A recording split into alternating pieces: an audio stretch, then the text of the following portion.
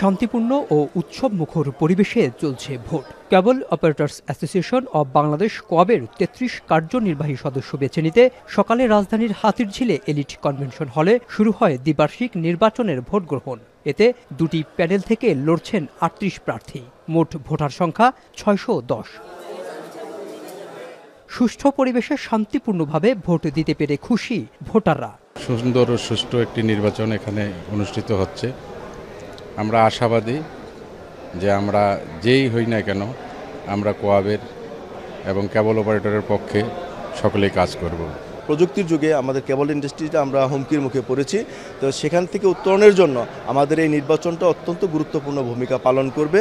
প্রার্থীরা জানান, নির্বাচিত হলে কেবল অপারেটর্স স্বার্থ সংশ্লিষ্ট বিষয়ের প্রতি গুরুত্বারোপ করবেন তারা।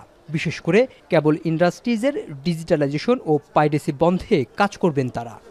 বাংলাদেশের প্রতিটা ঘরে ঘরে আমাদের কেবল এখনও আছে।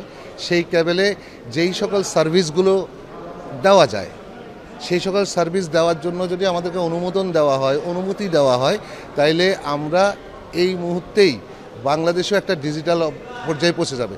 আমরা বিজয়ী হয়ে আসলে আমাদের এই সেক্টরে যে সকল সমস্যা আছে সেগুলো নিয়ে আমরা সমাধানের ব্যাপারে কাজ করব। এদিকে কোনো ধরনের অপ্রীতিকর ঘটনা ছাড়াই শান্তিপূর্ণভাবে ভোট গ্রহণ চলছে বলে দাবি করেন নির্বাচন বোর্ডের চেয়ারম্যান। এ সময় কেবল শিল্পের আধুনিকায়ন ও ডিজিটালাইজেশনের মাধ্যমেই এই শিল্পের উন্নয়নে যারা নির্বাচিত হবেন তাদের প্রতি আহ্বান জানান তিনি।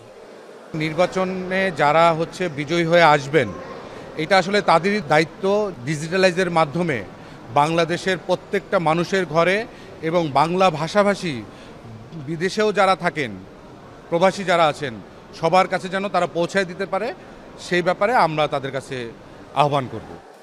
ভোটারদের উপস্থিতি ও সার্বিক কার্যক্রমে সন্তুষ্টি প্রকাশ করেছেন নির্বাচন পর্যবেক্ষক এফবিসিসিআই এর যুগ্ম মহাসচিব।